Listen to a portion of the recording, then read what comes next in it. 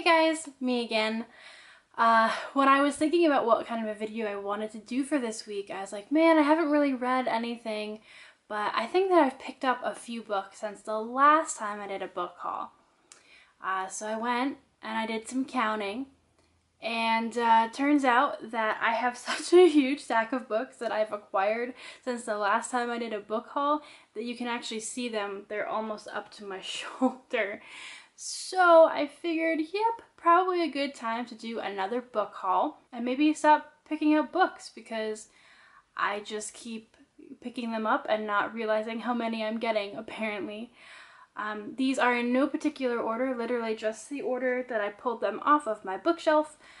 Yes, I have a brand new bookshelf also, thanks to my boyfriend for helping to put this together, and to his mom for getting it for me. Both amazing people, giving me the one item of furniture that I really wanted, bookshelf. So that's pretty great. So let's get started. The book on the top of the pile is Con Ingolden's, I think that's how you say his name, War of the Roses, the first book, Stormbird. You may have noticed from all of the nonfiction that I've been doing recently that I'm on another English history binge, and I've read a lot of Philippa Gregory, but I was looking to expand out to the War of the Roses from a different author, and one of my co-workers, Becca, recommended this one. I haven't gotten very far into it. This is my little thing right here, but from the second I picked it up, I knew that it was going to be great because it really backs up the War of the Roses before the battle really begins and the political lead up to what happens, and I really like that instead of just starting, bam, with the swords. So hopefully I'll get around to reading more of this soon, but not yet. I'm working on it. The next book in the pile is the only one that I finished since I started this massive monstrosity of books I've bought, and that is Caraval by Stephanie Garber. I did do a review of this one, but if you missed it, the premise is two sisters who go to a magical island to compete in a magical kind of scavenger hunt, except for one of the sisters gets kidnapped and becomes that year's prize. So the main character is the sister who has to try and find her sister and save her before bad things are supposedly going to happen. Again, I wasn't thrilled with this book like I wanted to be, but it was good. So check out my review of that one for more. The third book on the pile is the arc that I snatched off the table at work of Strange the Dreamer by Laini Taylor. If you remember her name but don't know why, Laini Taylor is the author of A Daughter of Smoke and Bone and that whole series, of which I had my book club read, and we all really liked the first book and the second book, so it was a really good time and I loved it. When I saw Strange the Dreamer sitting on the arc table at work, I freaked out and grabbed it, and in true Laini Taylor style, I just want to read you the little blurb on the back. On the second Sabbat of 12th moon, in the city of Weep, a girl fell from the sky. Strange the Dreamer is the story of the aftermath of a war between gods and men, a mysterious city stripped of its name, a mythic hero with blood on his hands, a young librarian with a singular dream, a girl every bit as dangerous as she is in danger, alchemy and blood candy, nightmares and godspawn, moths and monsters, friendship and treachery, love and carnage. Welcome to Weep. I really like Laini Taylor's writing, guys. I like it a lot. I may even say love Laini Taylor's writing, so I'm really excited for her new project and I can't wait to get started on this one. Speaking of beautiful writing, I pre-ordered and got from the store A Crown of Wishes by Roshani Chokshi. This is the follow-up sequel-ish kind of thing. It's not a direct sequel to, but is a follow-up to A Star-Touched Queen, which I reviewed last year. And hands down, I thought that Roshani's writing was some of the most beautiful writing I had read that year. It reads like poetry on a page, and I am so excited to dive into this one. I mean, just look at the cover. Look at the pretty cover, and oh God, guys. Again, do watch my video review of A Star-Touched Queen. If you haven't already, I don't want to say too much about this one because it gives a lot away of some choices that are made in A Star-Touched Queen, but let's just say it's a beautiful, beautiful writing, and I'm so pumped. I kind of forgot until I went to do this that I had also picked up the ARC copy of Stranger Than Fiction by Chris Colfer that we had in the store. Chris Colfer, yes, is the guy from Glee, and also a really good author, apparently. His Land of Stories books are really, really popular in the store, and this is his new young adult title, so of course, since it was young adult, I picked it up. It's about the story of this famous dude who up and accepts a kind of joking invite from some fans to go on a cross-country road trip with them, and the discovery of who he really is along the way, which sounds like a fun premise, but again, I kind of just picked it up and forgot that I had it. So yeah, I guess I'm gonna have to add that into the reading list somewhere along the line.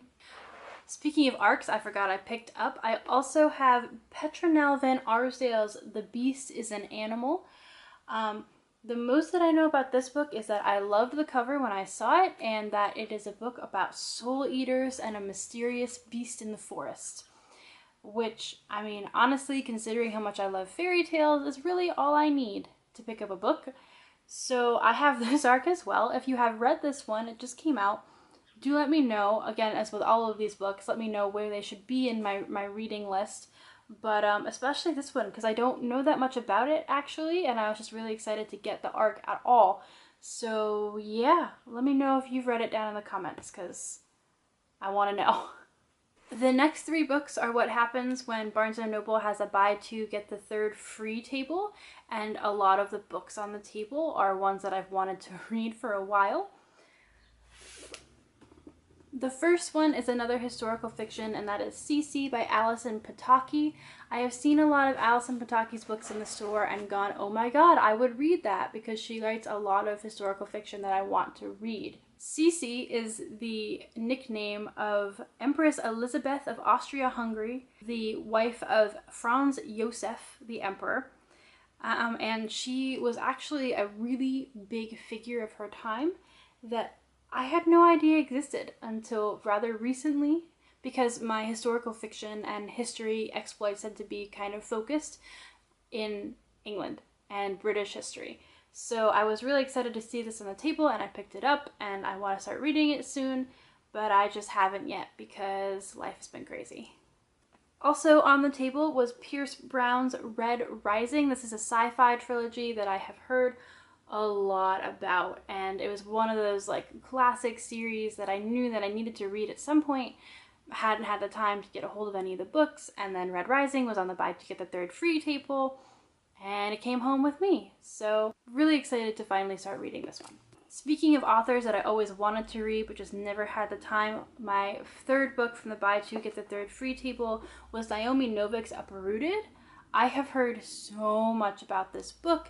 It is a fantasy book, kind of very fairy tale-esque, but updated and classic, and written by Naomi Novik, who I've been told that I need to read so much. So again, saw this book on the table, grabbed it, and I'm excited. Just look at the cover. Again, it just looks like me, right? It does. I mean, not me as in me on the cover, as in me as a book I would read. Never mind. The next 3 books that I acquired aren't necessarily new books. And I guess I only just bought 2 of them. I had the 3rd one, but they look pretty together. I had lent my copy of Queen of the Tearling to a friend. That friend and I are no longer speaking, and I really wanted my copy of Queen of the Tearling back. And before I lent it to them, I had lent my copy to another friend, and that friend had kind of decimated my paperback. Like, I don't know what she was doing to it, but it was just like a mess. So I had the paperback copy of Queen of the Tearling by Erica Johansson, which again, I had book club read. It's a fantasy series that I really, really love. And I had the hardcover of Invasion of the Tearling. And since I now have my discount, I just decided that since I had lost my paperback Queen of the Tearling and I already had the hardcover of Invasion of the Tearling, I would just go through and buy all of the hardcovers. So this is what the hardcover of Queen of the Tearling looks like. So this is one of my new babies. I'll just show you Invasion of the Tearling really quick, even though it's not a book that I had to haul. I've had this one for a while and haven't read it. This is where I stopped in the series and I need to keep going. And then finally, the new book that I bought, The Fate of the Tearling. And oh, they're just so pretty. These covers are so pretty, and I spent so much money on them, but I don't care. They're so pretty. And now they match. And the last two books at the bottom of the pile are the two newest ones that I've gotten a hold of. And the first is Alan Hamilton's Traitor to the Throne, the sequel to Rebel of the Sands. I read Rebel of the Sands last year on the recommendation of another booktuber, and I loved it. I loved the strong female character, and the vibe of the whole thing. They've just redone the covers, and I don't know how I feel about them, because A, now my cover of Rebel of the Sands doesn't match this one, and also they've gone to People, where it was like really cool like art on the cover before, so I don't know how I feel about it. But if you want to know about Rebel of the Sands, do watch my review of that one. And I look forward to starting this soon.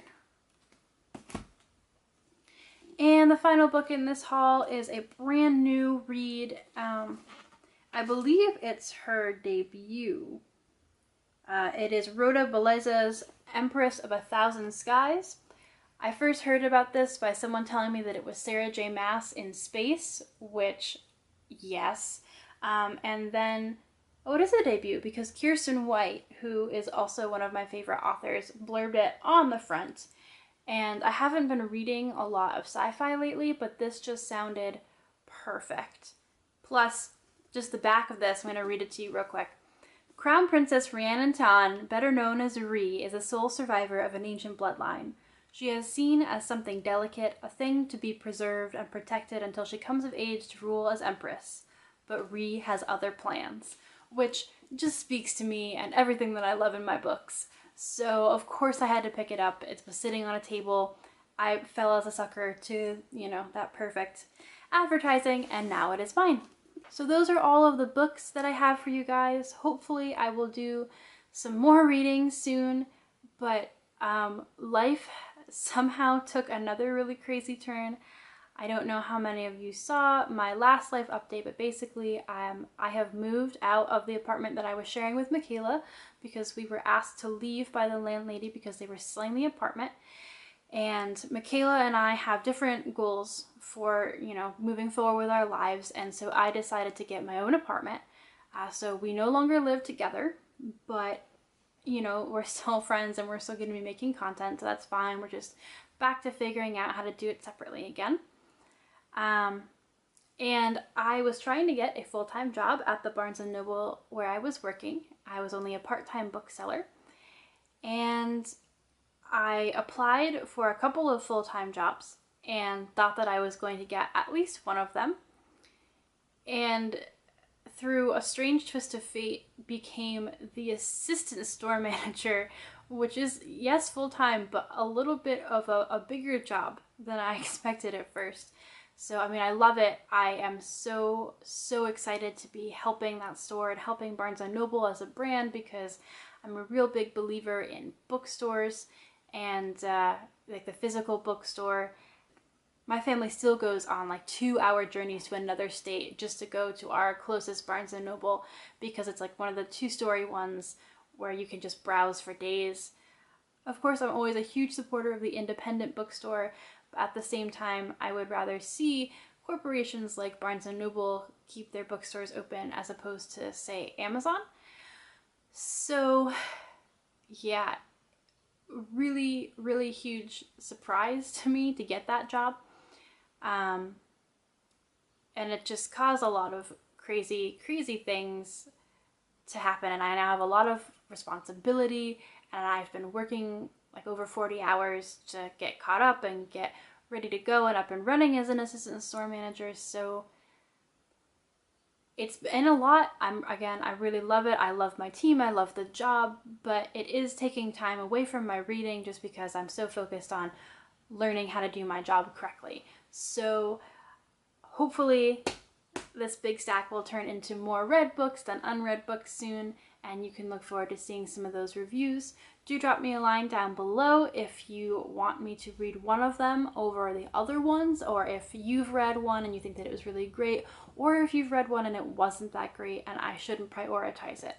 I depend on you guys to help me make my reading decisions because there is a giant pile of books here and I don't know how to do it myself. So you guys have a great day, keep reading, and I will see you soon. Bye!